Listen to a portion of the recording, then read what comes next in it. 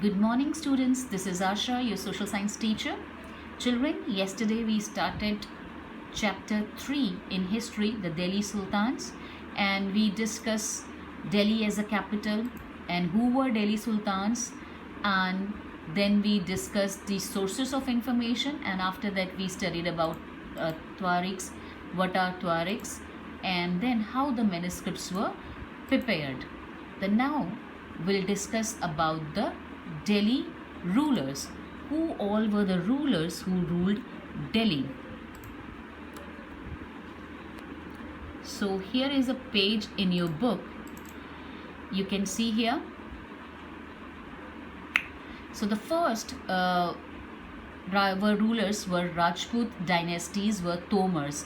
Anangapala made Delhi as capital in 1130 to 1145, and then you can see Chawana ruler 1165 to 1192, and Prithvi Raj ruled from 1175 to 1192.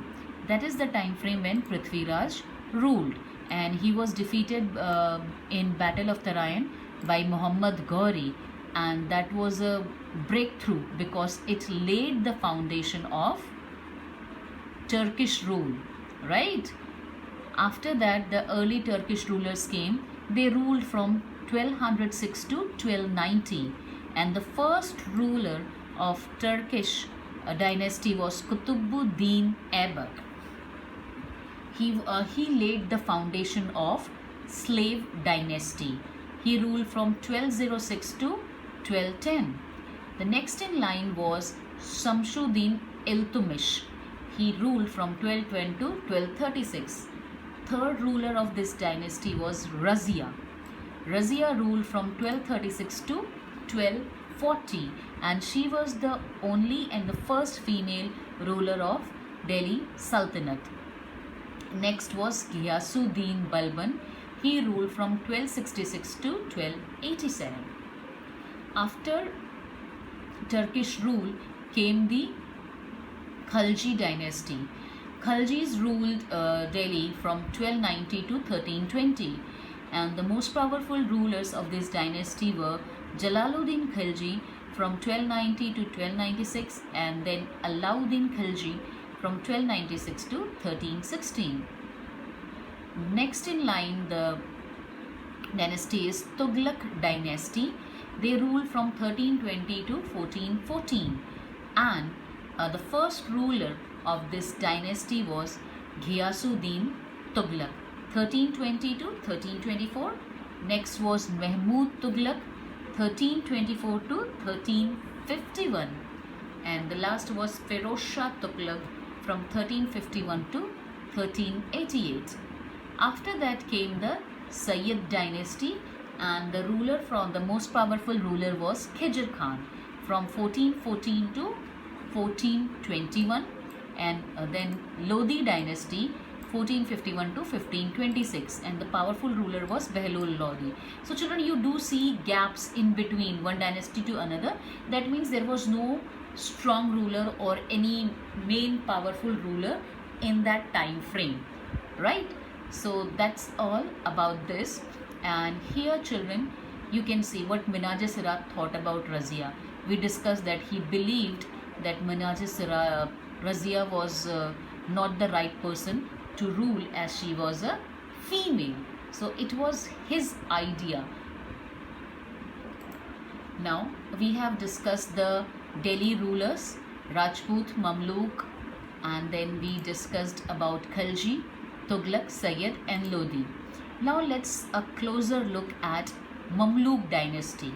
Mamluk dynasty was also known as Turkish dynasty or Turkish rulers, or you can say slave dynasty, as the foundation was laid by a slave only. That's why it was called as a slave dynasty. So the first ruler of this dynasty was Kutubuddin Aybak. Kutubuddin Aybak had begun his career as a humble slave of Muhammad Ghori. Muhammad Ghori we studied in chapter 2. He rose to power after his master death in 1206. So Qutbuddin Aibak consolidated his power through many ways. Being a slave, he had difficult time in overcoming the resistance of his noble and suppressing the internal revolts and external invasion. So he became the ruler, but people were not ready to accept him as a ruler. So he has to face a lot of external as well as internal revolts. Qutbuddin Aibak constructed the first Islamic monument in India, and that was Quwwat-ul-Islam. He constructed two Quwwat-ul-Islam masjids, mosque, one in Delhi and one in Ajmer. And he started Qutub Minar construction.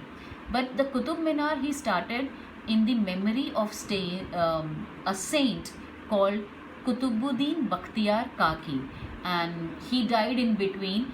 Then it was completed by Samshuddin Iltutmish.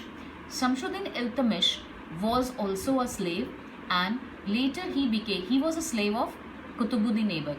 Later he became his son-in-law, and he also was facing a lot of problem controlling internal and external revolt. So he created a group of 40 nobles called Chalisa. He created those nobles to stop these revolts. There were many revolts in Gangetic Valley, and Rajput rulers and other governors. Iltutmish strongly and stoutly defeated all and firmly established Turkish rule. Iltutmish had 4 sons and 1 daughter, but he found that none of his sons is as great as to take care of a vast empire. So he selected Razia as a sultan. So Razia Sultan came to throne after her father Iltutmish died in AD 1236. After his father's death, she became Sultan. Being a woman, she had to face great opposition and rebellion from nobles. Nobles were not ready to accept her as a king. She was very brave. She rode horses, led army in battlefield, but she was defeated by Altunia, the governor of Sirhan, and later she married Altunia to get back his throne. But nobles were still not happy, and she was killed. Then, after this, the second ruler came, the Ghiyasuddin Balban. So, after about 6 years of internal strife, Iltutmish, son of Iltutmish, as he has 4 sons, one of his sons, whose name was Nasruddin Mahmud, came to throne, but he was a pleasure living, inexperienced person. He never took interest in any kind of administrative work. He gave everything to his prime minister Ghiyasuddin Balban. So Ghiyasuddin Balban was his prime minister who was taking care of administration. So all the powers of sultans were in his hand. And Nasruddin Ahmad died in 1265. So you see 1240 to 1265, it is Nasruddin Ahmad who was ruling, but he was a ruler in name only.